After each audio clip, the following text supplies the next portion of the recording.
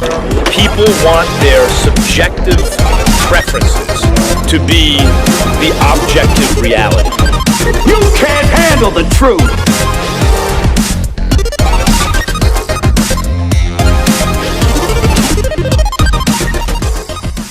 What the fuck's going on here? Everything with rapid speed. If I'm doing anything that consists of me moving my feet, is sprinting and stuff like that. And I wear a 45-pound vest on me as well too, and all my exercise and everything that I do, they have that extra weight on me. Really? Everything, so, chin-ups, everything, squats, everything. Everything. I used to do that with the trainer. He got me up so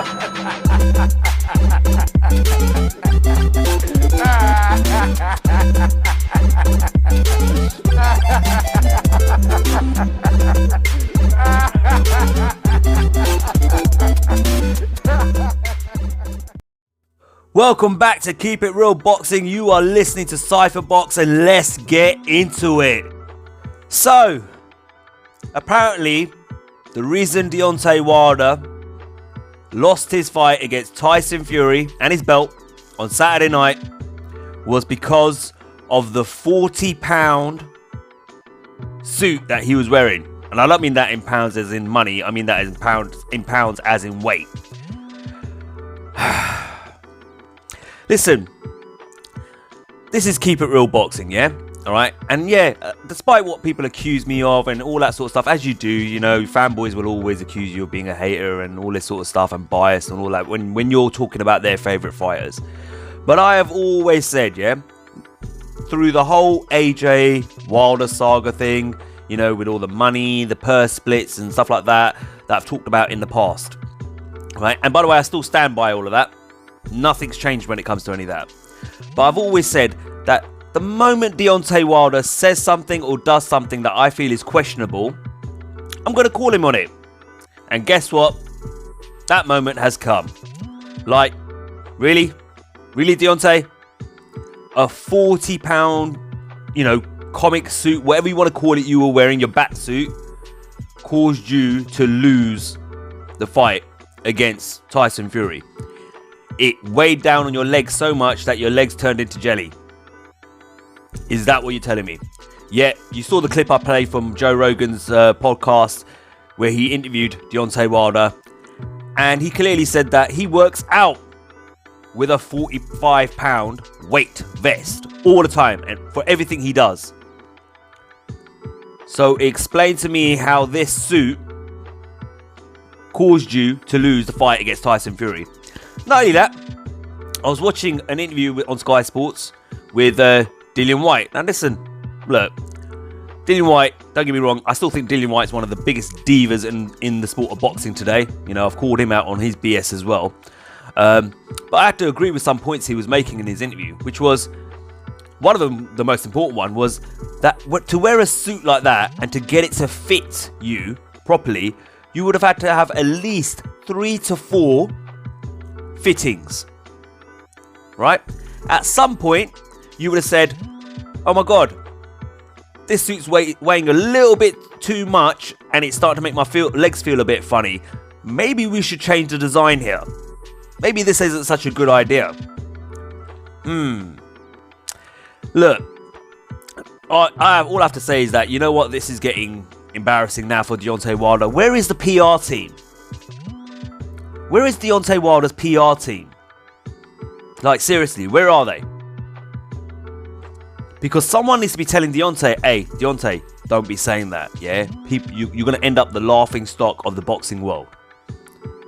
Yeah? Don't talk about it. Actually, you know what, Deontay? Don't do any interviews at all. Just stop. Altogether. Stop. Because that's what's happening. He's turning into the laughing stock of the boxing world at the moment. It would have been better if he just had said, hey, look, it wasn't my night. You know, Fury was the better man won. Yeah, I'll be back. We're going to do the rematch. And in the rematch, I'm going to show you I'm still the king. Or what, something like, you know how he likes to talk, yeah? Something like that. But to make up the excuses he's coming up with it's embarrassing. Especially the one about the suit. Don't get me wrong, I'm going to get onto the other ones as well, about Mark Breland, you know, etc. the referee, Kenny Bayless. You know, it feels like, I've said this before, your preparation for your fight is your responsibility. So your training, yeah, your diet, are you sleeping enough?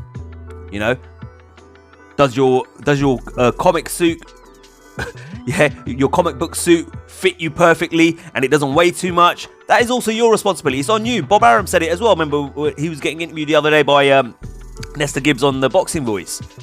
And he said, whose fault's that? You would have tried it on. Why'd you wear it? Exactly. No one's going to give you a pass for that. And now we've seen this clip, because I've seen him so many times in training wearing a weight vest. And I thought, hold on, this doesn't make sense.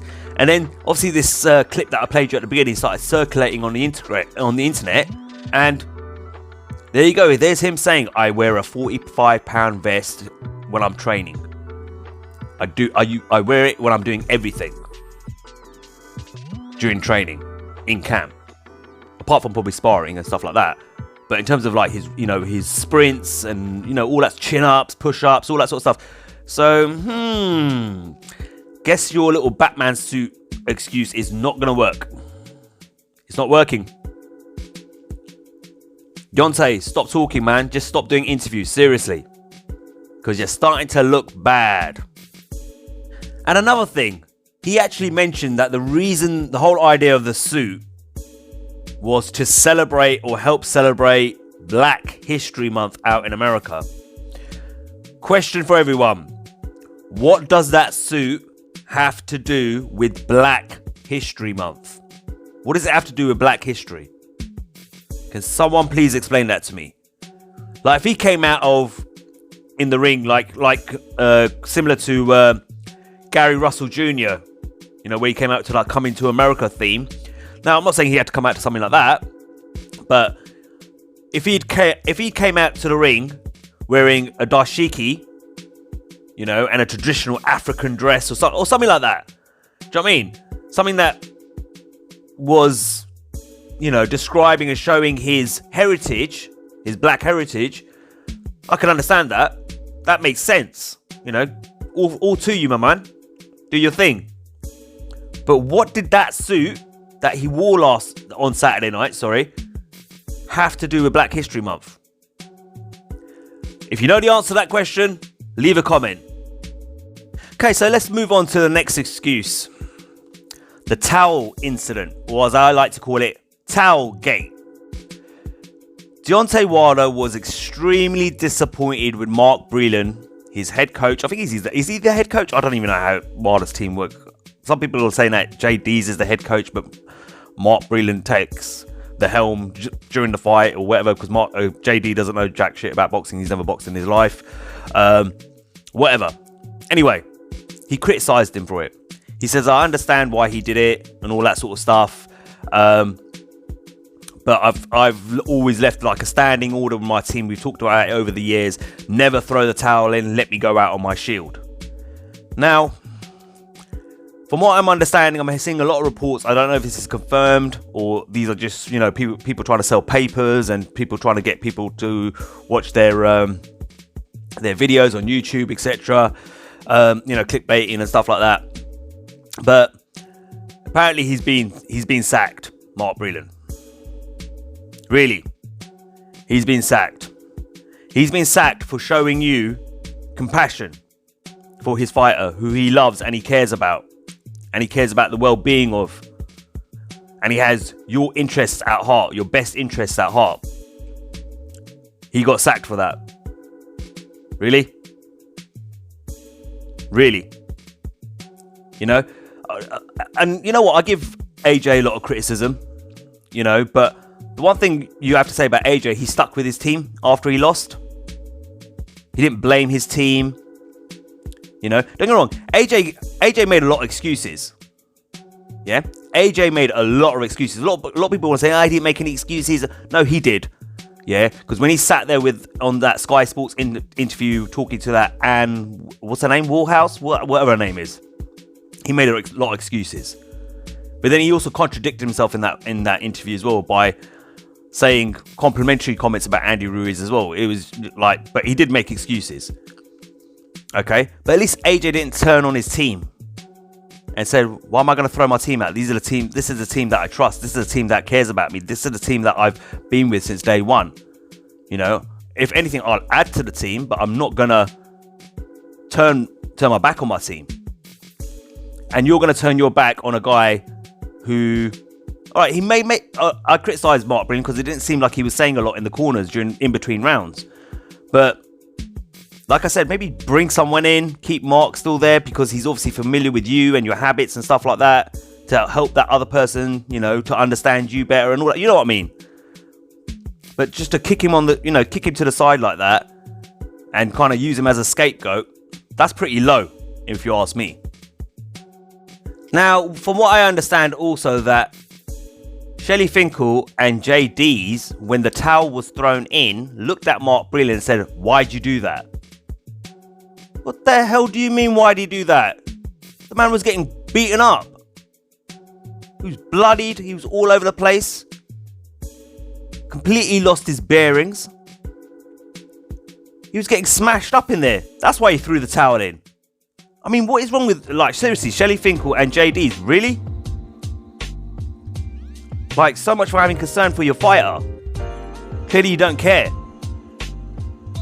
I can't believe, you know, that Wilder's team, most of his team, apart from Mark Breland, were happy to allow that fight to continue that way. Don't get me wrong, I think Kenny Bayless would have stopped it anyway. Because I think, was it the 5th or the 6th round? The start of the 6th round, he said, you better show me something. So that's a telltale sign that the ref's going to do it anyway. If the corner doesn't. You know? And don't get me started on JD's. JD's threw Mark Breland under the bus at that conference, at the post-fight press conference, saying that, you know, hey, you know, that wasn't my idea, that was Mark Breland's idea to throw the towel in. You know, I wouldn't have thrown the towel in, or whatever he said. Like, what is going on with Deontay Wilder's team? See, only in defeat are you going to find out who's who. Because when you're winning, everyone's around you. Everyone's around you. Everyone's supporting you. Everyone looks like and sounds like your best friend. It's when you finally face defeat, you'll find out within your inner circle who's who. And I think that's starting to reveal itself when it comes to Deontay Wilder's team. If Shelly Finkel and JD's question Mark Breland as to why he threw the towel in, maybe they haven't got your best interest at heart. You know? Maybe Mark Breland's the one that needs to stay and everyone else needs to go. I don't know. I ain't Deontay Wilder. That's his team. He can do what he wants. There was also this narrative going around that Mark Breland, a conspiracy theory going around that Mark Breland is a friend of the Kronk Gym, and that's why he threw the towel in. He sabotaged the result or whatever. I like what sabotaged the result. Deontay Wilder was getting his face beaten in. Yeah, let's face it, he's getting bashed up. Right?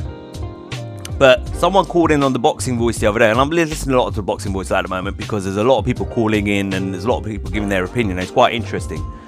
But someone called in and said that they were from a gym in Brooklyn, I think it was, where Mark Breland started his boxing career.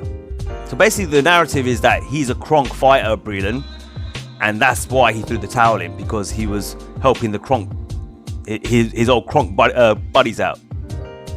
Okay, but this guy who rang in said no, he's from my gym in Brooklyn. And then Nestor Gibbs was like, oh, you here to defend him then? He goes, yeah, it's my brother. Damn right I'm here to defend him. So he started out in this gym in Brooklyn. I can't remember the name of the gym. And then he apparently moved on to the Gleason gym in New York. And then what happened was Tommy Hearns needed sparring partners. Tommy the Hitman Hearn. And you all know who I'm talking about there. Legend. Yep. Needed sparring partners, and Mark Breland went over to Kronk Gym and started sparring over there, and that's how the relationship kind of built with the Kronk Gym.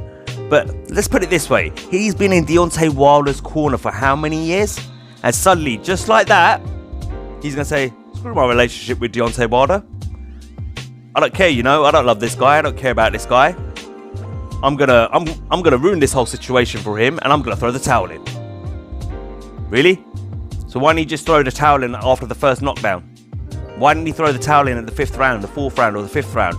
Why did he wait till the 7th round? Because he was giving his fighter enough chances and opportunities to try and turn the fight around. When he saw it wasn't happening, threw the towel in. So that excuse, flush that down the toilet too. Because I'm not having that nonsense either. I don't believe it. It's just an excuse. And I told you, Wilder fans will be coming up with excuses. And I'm not going to accept any of them. When he got knocked down, was it the 3rd round? The 1st round? It was the 3rd round, sorry, he got knocked down, didn't he? So the first 2 rounds were okay. He was alright. The 3rd round, he got knocked down. That's when it all started to go wrong for him. Alright. The 4th round, again, wasn't great. Why didn't he throw the towel? He hadn't recovered, clearly. Could have thrown the towel in then. The 5th round wasn't great either. Could have thrown the towel in at that point. He definitely needed the towel or the referee to stop the fight, I felt. He went into the 6th round. Again, no towel. And then the 7th round, finally the towel came in. So, yeah, I'm not buying that nonsense. Mark Breland gave his fighter plenty of opportunities to try and turn it around. And when he saw, hey, this is getting worse and worse and worse, I need to protect Deontay here no matter what. Here, boom, towel went in. A lot of people also saying that the crowd influenced him. There were people in the crowd that were influencing Mark Breland. I think it was it Anthony Durrell? Is he a Kronk fighter? Well, he's got some sort of association with Kronk Gym. But they were saying, oh, he influenced Breland, saying, throw the towel in, what are you doing? Where's your passion? All that sort of stuff. And then Breland threw the towel in. I think Breland just made that decision on his own. He looked at Deontay for enough's enough. He's a former fighter himself, a boxer himself, for crying out loud. He knows what it feels like to be on that end of things. And he just looked at him and thought, you know what? I've got to protect my boy here. Boom, towel went in. So stop making these pathetic excuses, seriously. Now, this next point that I'm going to talk about is kind of, look, I already know this about fanboys and boxing fans. It's always been the case, yeah? But this is how you know when fanboys don't really care about their favourite fighters as much as they make out to be. They care more about their favourite fighters winning, yeah? And keeping face against other fanboys who have fanboys of other fighters, if that makes sense.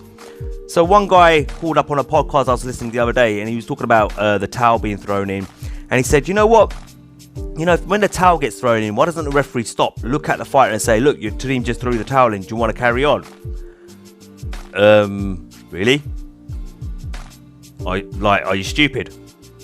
The whole point of the corner having that authority and not the fighter, in that sense, to make that decision, to overturn that decision, is because the fighter 99.9% of the time is going to say, yeah, I want to continue. If you'd stopped and picked up the towel and said, Deontay, your team just threw this in, do you want to carry on? What do you think he would have said? He would have said, yeah. And you could have had a dead man on the floor. Like, where do these stupid ideas come up from? That's the whole point of having a trainer in your corner. Is to look out for your best interests. Yeah? It's to save you from yourself as a fighter. Because you know a fighter's going to say, I want to go out my shield. Because when a towel gets thrown in, it looks like quit. The fighter hasn't quit, but the corner's quit for you. But like some of the stuff I'm hearing from people, it's like, really? Do you not have a brain? Okay, so let's move on to Kenny Bayless. Deontay Wilder has shown quite a lot of criticism for Kenny Bayless. So now the referee's the issue as well. You can see where this is all going, right?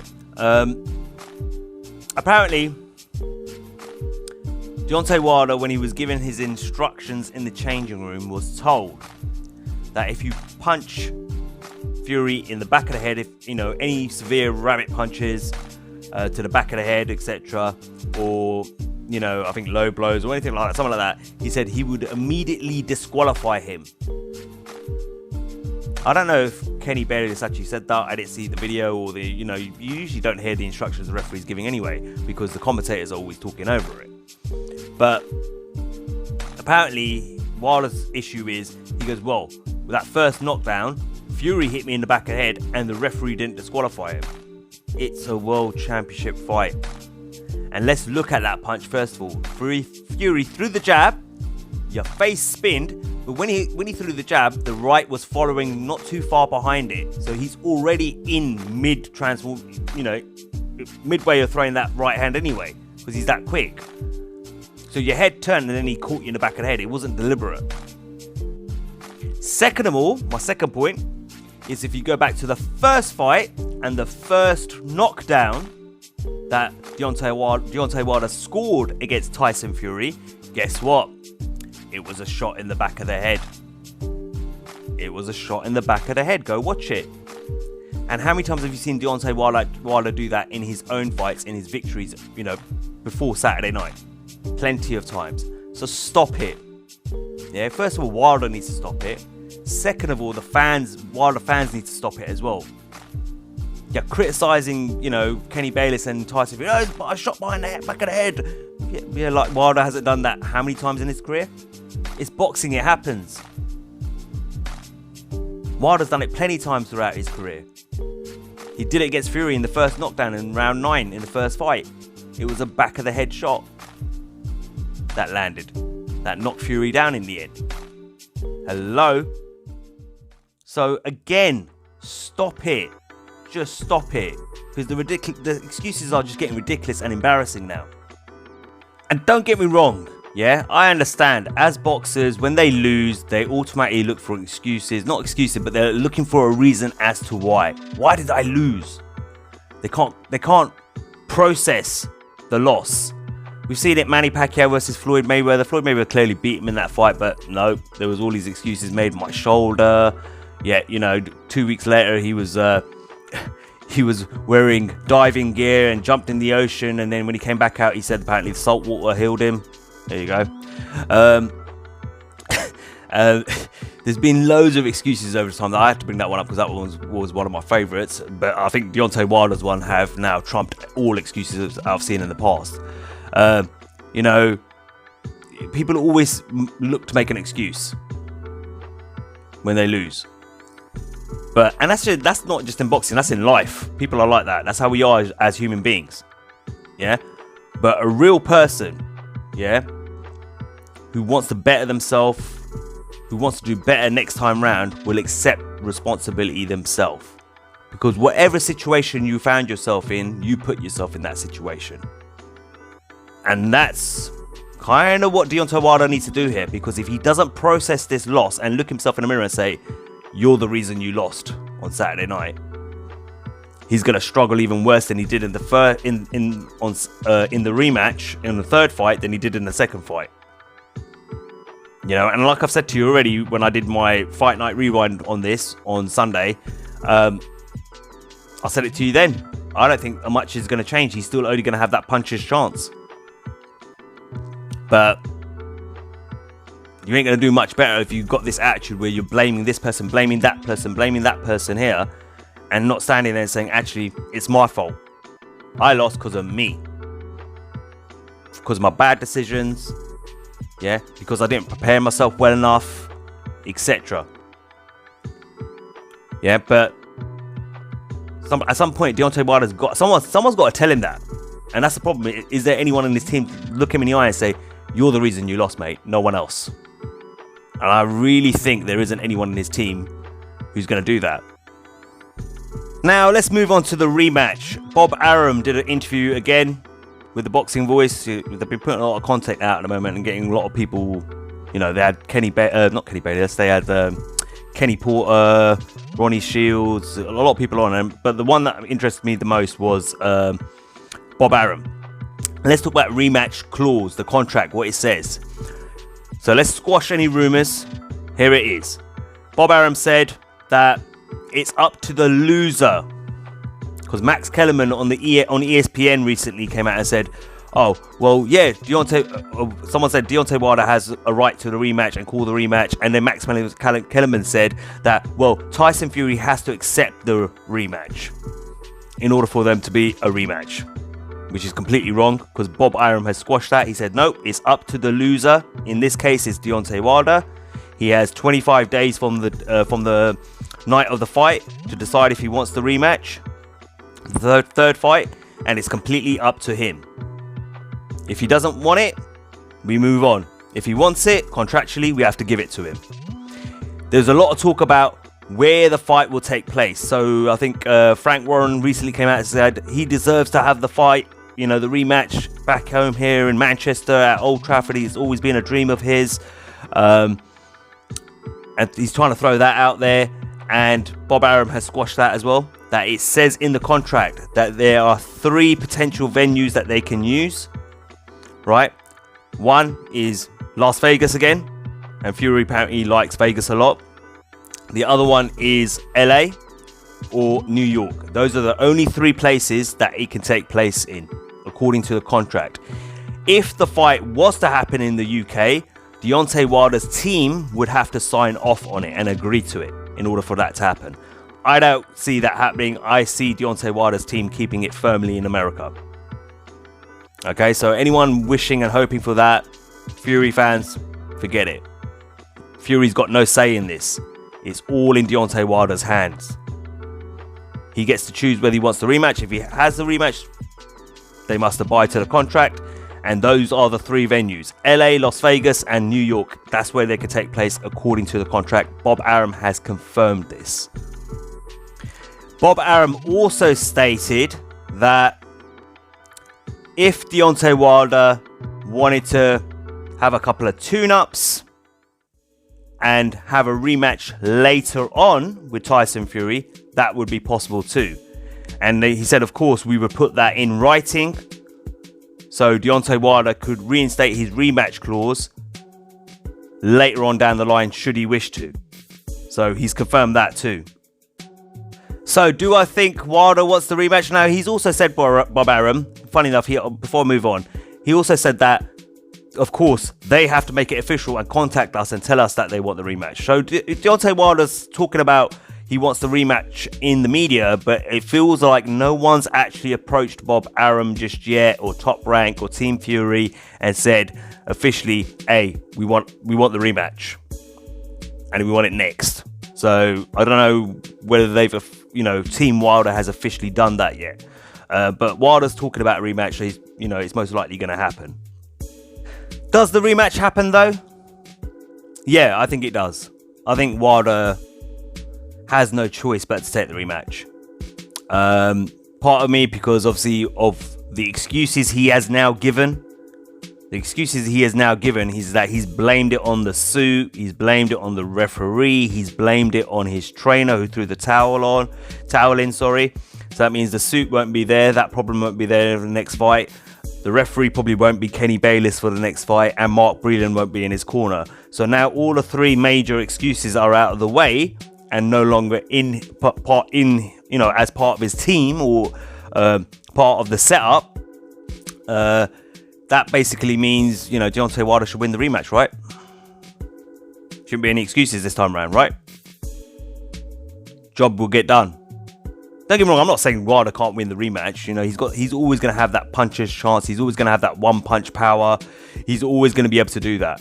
Yeah? So he's always going to be a risk and a danger in that sense. Do I believe he beats Fury in the rematch?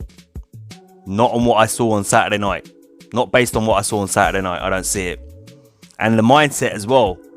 Everyone talks about how Wilder's a strong-minded individual. A strong-minded individual wouldn't make excuses. They take their licks like a man and say, I'll see you in 6 months, mate. 6 months, you're going down. I'm going to act my revenge on you. Don't you worry. This is what I'm talking about. The way he's talking, the excuses he's making doesn't make it sound like to me that he's in a strong-minded position right now. If that makes sense. Because you're looking for everything else to blame other than yourself in this situation. So I don't think there's going to be much of a difference. But not only that, I think his team are going to think to themselves, they're going to convince him to take the rematch anyway. Because they're going to look at it this way like, well, it's going to be a massive payday and we want to cash in on that money. Wilder might be thinking to himself as well. He's thinking, well, if I lose again, I'm going to want that one big massive payday again. Because after that, he may only make 4, 5, 6, 7 million a fight. He got guaranteed 25 for this one, plus a percentage of the pay-per-view. So that's a big payday. Fury got the same deal from what I understand. The rematch is 60-40. A 60-40 split. But if he didn't take the rematch and had a couple of tune-ups, and say he lost one of those tune-ups, he lost the first tune-up, but then won the second tune-up, and then decided to fight Fury again, his value is going to go down again, his stock's going to go down. So from a financial business point of view, I think, yeah, the fight happens. Because take that money now while you can, right? Because you don't know what's going to happen down the line. Look, listen, this is not me.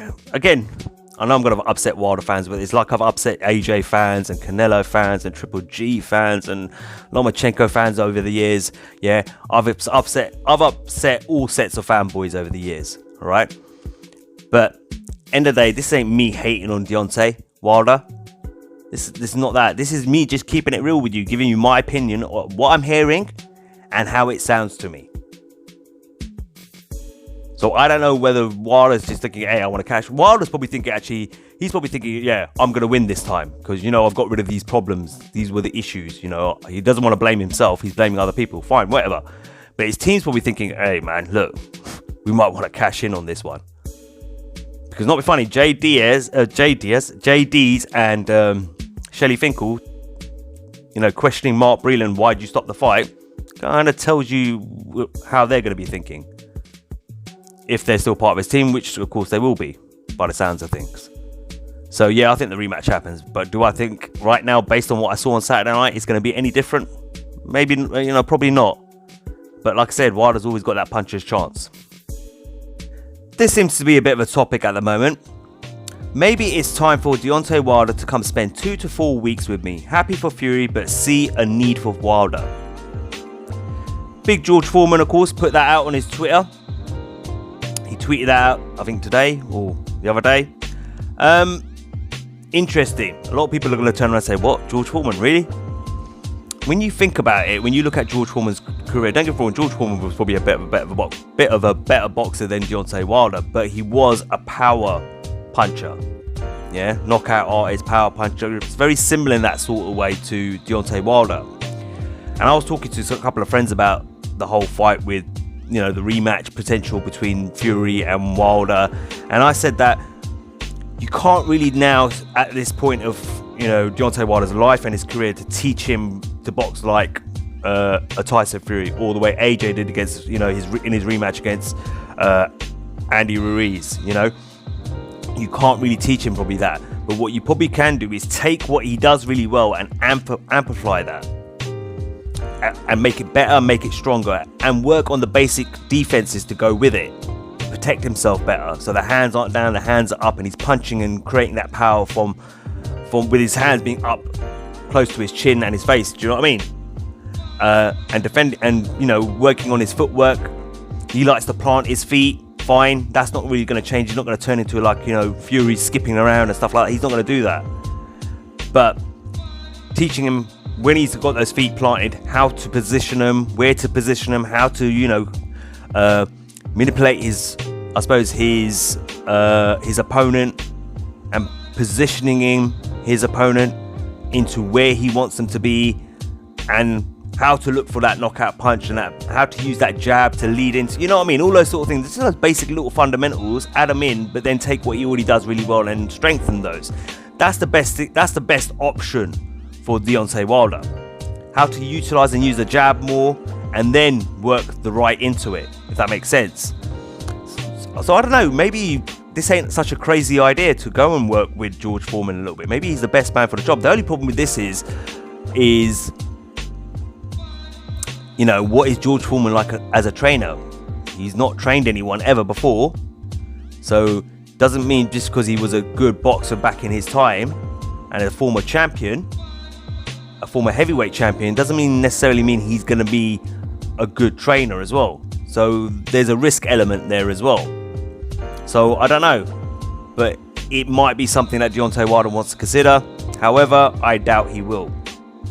But it's an intriguing idea. It's an interesting idea, and I think he's not going to be able to go to like a Virgil Hunter or anyone like that to start teaching him how to box suddenly and turn him into this this Tyson Fury style boxer or whatever. It's not going to happen. He's got to go with someone who's probably similar to who he is, who understands what he's about in terms of that one punch knockout and the way he boxes. and taking what he does really well and just amplifying that. And I hope that made sense, and throwing in and improving the little fundamentals that are lacking, like the jab, using the jab constantly to set up his opponent and score points. Yeah, using his feet to move around to position his opponent in the right position and then go for the kill. Staying calm in those moments and finishing off better instead of going wild, which I know has worked for him in the past, but I don't think that's going to work well against someone like Fury or someone like that, against elite heavyweights in the world, if that makes sense.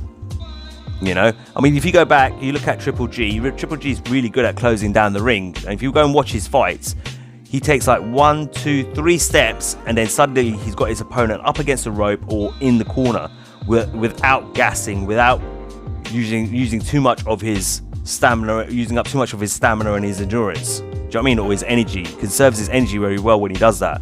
I've seen him do it in a lot of fights. You watch his footwork, he positions his feet in the right place to trap his opponent with using very little energy himself, if that makes sense. And George Foreman probably would know how to do that. So maybe he could teach that to Wilder. I don't know if it would work, but it's an idea, and maybe it's an idea they can consider. But in the long, I really don't know. He's got rid of Breland. If that is true, he's got rid of Breland. He's gonna need another trainer because JD's can't do it for him. Who are you gonna get in there? Who's the best suit for Deontay Wilder if Breland's gone? I'm struggling to kind of find someone who's going to be able to help him. Yes, there's a lot of good trainers out there, but do they suit Deontay Wilder's style? Are they going to be able to take what he already does? Because you don't, like I said, you don't want a trainer coming in there trying to teach him how to do, all the fancy dance stuff in the ring. You want someone to come and say, right, this is what you do really well. We need to amplify that. Yes, you don't utilize your jab too much. Your defenses are poor. Your footworks are bad. Let's just work on those 3 things, and let's talk about how you need to learn how to close the ring off to trap your opponent and apply pressure. And it means you probably have to eat a few punches to do that, but that's what it's probably going to take. Look, that's just my take on it, to be honest with you, in terms of this whole idea of George Foreman. But and not just George Foreman, any trainer that comes in, from my point of view, that's the best you're probably going to be able to do with Deontay Wilder. And it could work if you got the right person. But if you're trying to teach him all these other stuff and all this, slick boxing skills, in a 6-month period, it's not going to happen. It's not going to happen. We know that. And he won't be able to do that anyway. He'll just revert back to type. So it's better to just take what he already does and improve it. Anyway, look, I'm interested still in seeing the rematch. I still feel it's an intriguing story and rivalry between the two men. The build-up would definitely be interesting. Could you imagine Tyson Fury going in on Deontay Wilder and his excuses? That's another thing, I think Tyson Fury's got a knack for getting inside Deontay Wilder's head. I really do. And it adds even more pressure onto Deontay Wilder. Yeah? But it'll be interesting to see what comes out, whether the fight happens and what the build-up and stuff will look like. It'll be interesting to see what happens over the next couple of weeks. But look, that's all I've got for you on this one, guys. And Deontay Wilder's excuses as to why he lost to Tyson Fury on Saturday night. I don't really have much more to add to that, to be honest with you. And, I'm sure Deontay Wilder will come out and say something else pretty soon. So I will be back at some point soon. I'm going to try and get the weekly podcast back up. You remember I used to do my weekly podcast called Bout the Ropes. Gonna try and get that back up and try and get back up and running every Sunday, just to give my thoughts on the week of boxing prior to that, as I've always done in the past. Over the last few months, had an AJ fanboy jump on here recently saying, "Oh, where you been?" and all this stuff. And I thought, well, actually, I was here when AJ lost. I did put a video up then, and I put a video up when AJ won, and I praised him for that. And I'm back here again, when Wilder lost as well. Listen, I told you before, this ain't no fanboy channel. Yeah, this is just a boxing fan. And I'm a fan of boxing, that's it. May the best man win on the night. There's no fanboyism here, no matter what you want to say. But I know how, fanboys, they take everything as, you're hating. What? There can't be someone out there who just has an opinion on the sport and just supports the sport of boxing itself. You know, that's what I do here, yeah? But like I said, you know, I'm sure I'm going to upset a few Wilder fans with this one. But like I told you, you know, the minute Wilder says something, or any fighter, not just Wilder, any fighter says something that's questionable, or I don't think is right, I'm going to challenge them on it. I'm going to come for them. And I'm sorry, with what Wilder has said in the aftermath to his loss to Tyson Fury with these excuses, and I have to say they are pathetic excuses. They are actually embarrassing what he's doing right now. He's the laughing stock of boxing right now. Do you know what I mean? The mainstream media are eating this up. ESPN out in the States. You know, what's his name? Stephen A. Smith. Not that Stephen A. Smith's you know, some boxing expert. You know, he hasn't got a clue anything about the sport. Yeah, but Max Kellerman as well. You know, on First Take and stuff. They're just chewing him up and spitting him back out. Like, but he's done it to himself. But look, end of the day, like I said, I will call anyone out, any boxer out. If there's something that needs to be questioned that I don't think is right, I'm going to challenge it. And that's what I've done today. Listen, that's all I've got for you on this one. As always, like, share, and subscribe. Until next time, this is Cypherbox reminding you to keep it real.